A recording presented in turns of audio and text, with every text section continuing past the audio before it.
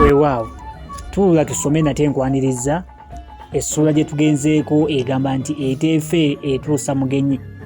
Eteefe etuusa mugenyi essula ey'omusanvu ey'akatabo kano ak'abazibumbira kwatika eziramira mu kyokero kawandiikibwa Kulani Makalinda.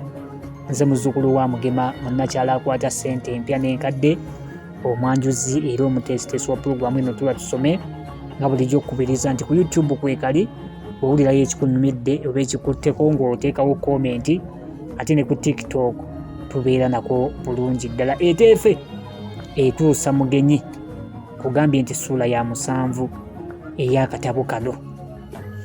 Purayiveti y'ekirya Nnongo yali efaananako n'endala zonna mu kiseera ekyo. Mpozi enjawulo yali nti bano abaana b'ekirya Nnongo baasomeranga mu kigalala ekyali kyamugukamuguka ate nga n'essubi waggulu waakyo lyali litandise okumerako ebisagazi. Mwami Mukujjolo omukulu w'essomero nga yagala nnyo emizannyo era yafuba nnyo okwagazisa abaana be ebyemizannyo.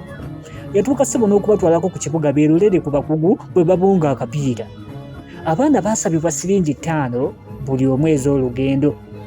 Abaana abamu baalina essubi mpozi ery'okufuna ssente zino okuva mu bakadde baabwe, naye Bazibumbira yasalawo kupakasa mpakase kubanga yamanya nti ne bw'anaasaba kitaawe ssente tagenda kuzimuwa.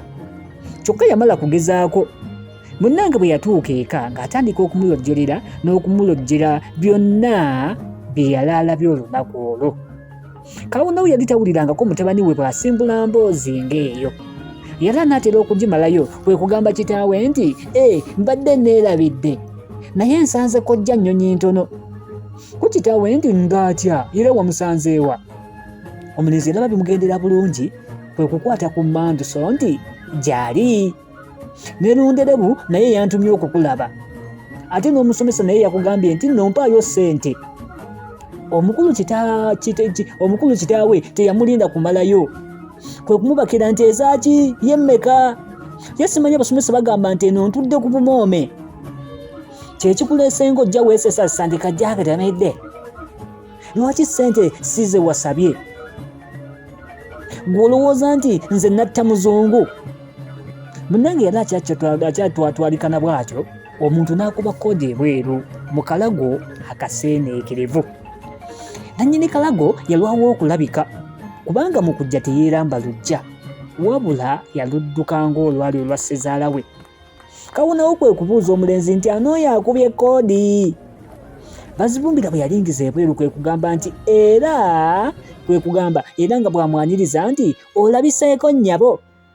Omwami yeewuuza ensonga ekomezzaawo omukyala kubanga enkeera y'olunaku olwo yali amulinnyisizza bbaasi egenda ekugangaayizi okulaba ate ku beewaabwe. Naye aba akyewuunya ati munnange ng'omukyala atuuse mu mazzi g'ekisasi. Teyali mukyala Ddina naye yali mukyala Nakanwagi eyali munywanyi wa Kawunawo bwe yali nga yakava ku lutalo. Kale ennyooge ye yaddirira ng'emboozi etandikira ddala okugwa makerenda. Naye baba batudde ku bbinika ya caayi, omugenyi kwe kubuuza nti omulenzi asoma bulungi? Kale mu kifo ky'okumwanukula Kawunawo yeekuba kisenge gye yamala ekiseera ekyawuza caayi mpozi okumufuulira ddala amazzi. Yali yeekukula ng'anoonya alipoota z'Abazibumbira era okuva mu kisenge yajjira mu kitereke kiramba. Ekitereke kino kyali kisabikiddwa mu lupapula lw'amawulire olukadde ennyo era nga luliko omutwe gw'omusajja oyo omukambwe Nnamige yitira. Essaawa ezaddirira zaamalibwa mu kwekenneenya lipoota ezo. Lipoota zaaliko ebigambo bya bulijjo gamba nga era nkwegayirira omumalire ebigambo byonna ebimuluma bye yeetaaga mu ssomero. Jjukira nga tayinza kusoma nga tabirina mu ssomero era nga tabireese okumusindika okubiddukira. Jjukira nti kirimwonoonera okusoma era afiirwa ebigambo bingi era taliyinza kugenda mu maaso. Bye yeetaaga bye bino. Lipoota yagamba nti bye yeetaaga bye bino. Kale Kawunawo bwe yatuuka awo kwe kugamba nti olabye omwana bwamumaze ekolupiiya sikyalina yadde ekuba ennyonyi. Awo nno kwe kukyusa ate n'asoma emabega wa lipoota egabirwa obubonero era nga bulijjo nga bulijjo omukulu awagabirwa obubonero ye bw'asooka okusoma ekitundu nga kisomako bwe kiti ekyaliko obubonero nti ekitabo ekitukuvu ku 100 yafunako 97. Omusomesa n'ateekako nti yandisinzeewo. Mu Lungereza ku 10 yafunako 34. Omusomesa n'ateekako nti mulungi okubala. Ku 10 yafunako 4 ne bateekako nti alemwa nnyo. Ebyafaayo ku 10 yafunako 28 ne bagamba nti bw'atyo. Enkula n'enfaanana y'ensi ku 10 yafunako 5 ne bateekako nti afube okuwandiika. Kwatono yafunako 12 ne bagamba nti awandiika. Okunyumya ebiwooma Kwatono yafunako 44. Omusomesa n'ateekako nti yeebale. Awo lipoota bwe yategeereza n'ekifo kye n'eryoka ebaayo ate n'ebirala ebimufaako mu ssomero nga ye yali yeetisse ekibiina kyonna eky'abaana 10 beddu. Okujja kwe ne bagamba nti ajja ntakera okuzannya era baateekako komenti nti azannyira ddala. Empisa ze ne bongerako nti simbi. Bw'atyo Bazibumbira bwe yali asomye. Kawunawo ne munne bwe baamala okusoma lipoota eno baasanyuka nnyo. Wabula ate baziva wakati nga bagamba nti alipoota eno ng'ebuzaabuza. Simanyi wano yafuna wana nandiki. Ate omukyala kwe kweyongera okubuuza nti alijabala kyeki? Kumulenzi nti buli awo bunyukuta. Wano omwami we yamulira ekimuli nti nze nkubuulira abazungu bakwekongere. Yamugamba abazungu bakwekongere. Yamugamba nti juuzi wano banguza byuma biramba. K'omukyala nti byuma bitya? K'omukulu nti mwana wange naakubuulira ki? Byuma biri awo mu mukebe, ebimu biringa nkato n'ebirala nga bifaanana ng'endabirwamu. Mbu nabyo byakubala. Ye ggwe tomanyi bazungu bwe beetoola? Ndi bwe bajja kutunyaga. Ate nno munno baamusalidde ssente endala. Anti otusanze tuli wano mu luyombo ng'afunye emimwa nti omusomesa yakagambye nti mbaayo ssente. Olabye nina benji mwenzitoola. Munnange yali akyeyongera okutwatwalikana. Nakanwa gikwe kumuwooyawooya nti oba naawe ssente ozirina omwana muwe bye yeetaaga. Ye ate gw'ovuma ye yazeesalidde. Ye ate omwana omutongo oyo bw'otamuwanga okyaliwo bw'oliva mu nsi alijjula ki? Ate musajja wattu wuuyo n'obwongo butoola. Ekibi kwe kuweerera omwana atakwata. Kale Kawunawo kwe kwesooza nti bwongo ki ng'olaba nti wano yafunawo nnyabunya. Wano ate omukyala kwe kukaanyaako nti nze ndowoozaawo Max omusomesa ye yazisuula. Anti omanyi nabo bakoowa nnyo. Naye naawe nga bw'olaba yandifunye atya Max 9 ate n'afuna 4.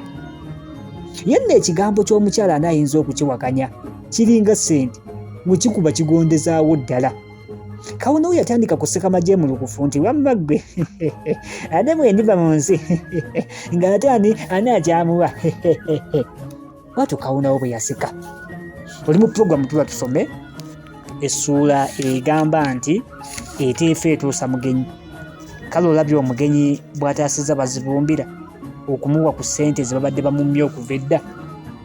Oli mu pulogulamu tuba tusome muzzukulu wa Mugema Munnakyala akwata empya n'enkadde nze Mwanjuzi. Era omuteesiteesi wa pulogulamu eno tuba tusoma obutabo buno YouTube ate ne ku TikTok. Gwe kasita oteekamu ekigambo tuba tusome tuba butoola obw'amalusu n'edduuka. Oli akatabo Bazibumbira kawandiikibwa Kulanyi Makalinda. Essuula egamba nti eteefa etuusa mugenyi ya 7.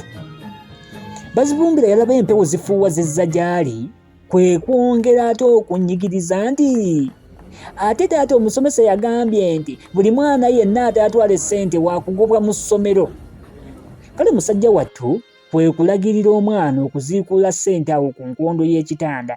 Kyokka yamukuutira nti ezo ze zaali zisembayo. Owange eteefe. Kale Bazibumbira kitaawe yamweyanziza mimwa naye ng'amaaso geeyanza Nakanwagi. Awo tetugenda ssukkawo olunaku olwaleero kubanga essuula weekoma. Essuula egamba nti eteefe etuusa mugenyi tugiwunzise. Tukyagenda mu maaso n'akatabo kano bwe tuddamu sisinkana egenda kuba essuula egamba nti amandaazi gamuzaalira leenya. Eyo nno tusaanye kugisubwa. Gwe alabye episode eno weetegekera episode eyo eddako egenda kubeera nnyuvu ddala. Mbasiibulidde wano muzzukulu wa Mugema Munnakyala akwata empya n'enkadde, nze Mwanjuzi era omuteesiteesi wa pulogulaamu eno. Mukama Katonda abankuumire awangaale Ssaabasajja Kabaka.